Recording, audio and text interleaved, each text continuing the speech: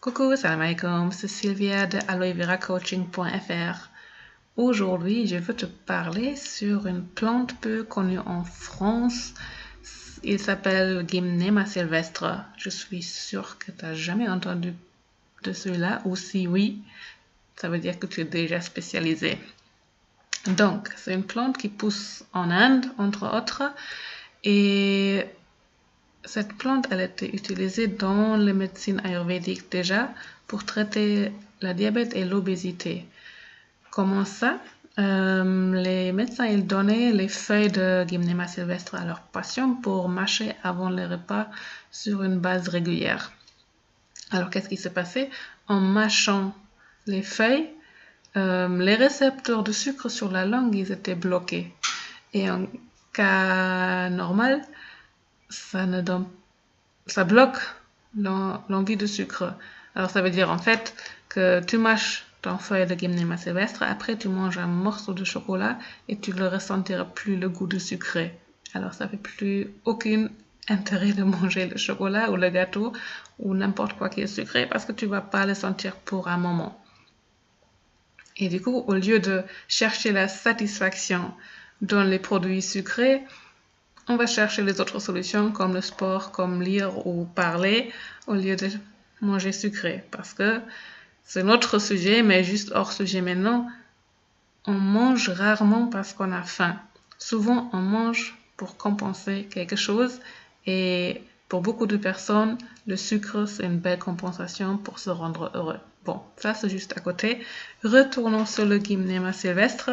Son premier bienfait, c'est vraiment de bloquer les récepteurs de sucre pour un moment. Du coup, on n'a plus l'envie de manger sucré. Ça, c'est génial parce que ça, c'est la source de beaucoup de... C'est le début des problèmes. Deuxième point qu'il fait, il bloque aussi les récepteurs dans les intestins et il ralentit l'absorption de sucre par les intestins, ce qui est très bien pour les diabétiques parce qu'eux, ils savent que après un repas, il y a souvent les pics de sucre et on n'arrive pas de le gérer avec l'insuline. Par contre, si le sucre il est absorbé plus lentement, alors qu'est-ce qui se passe? On a une glycémie plus stable et les taux d'insuline, on peut les stabiliser aussi derrière. Pour les non-diabétiques, c'est la même chose, sauf qu'on l'a fait automatiquement. Les niveaux d'insuline, ils seront beaucoup plus stables. Et c'est quoi les bénéfices d'un taux d'insuline stable pour tout le monde?